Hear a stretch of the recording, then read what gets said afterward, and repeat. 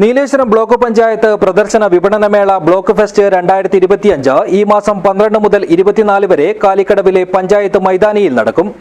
ബുധനാഴ്ച വൈകിട്ട് 5 മണിക്ക് സിനിമാ താരം ജയസൂര്യ ഉദ്ഘാടനം ചെയ്യുമെന്ന് സംഘാടകർ മാധ്യമ സമ്മേളനത്തിൽ അറിയിച്ചു.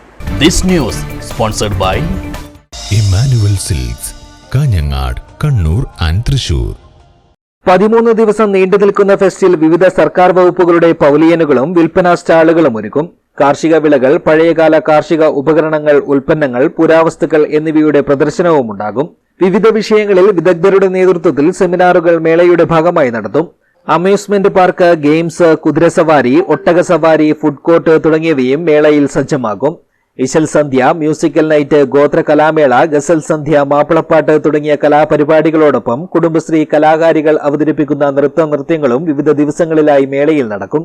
16 ഞായറാഴ്ച വൈകിട്ട് 6 ഉത്തരമേഖല കൈകൊട്ടിക്കളി മത്സരവും ഉണ്ടാകുമെന്നും സംഘാടകർ മാധ്യമ സമ്മേളനത്തിൽ അറിയിച്ചു.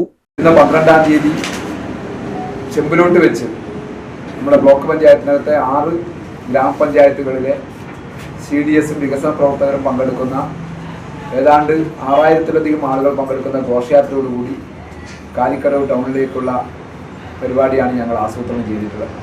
തുടർന്ന് ബഹുമാനപ്പെട്ട തൃക്കരിപ്പൂർ MLA CM M രാജഗോപാലിൻ്റെ അധ്യക്ഷതയിൽ മലയാളത്തിൻ്റെ പ്രിയപ്പെട്ട സിനിമാ താരം ജയസൂര്യയാണ് ഈ ബ്ലോക്ക് പഞ്ചായത്തിൻ്റെ ബ്ലോക്ക് ഫെസ്റ്റ് 2025 ഉദ്ഘാടനം ചെയ്തത്.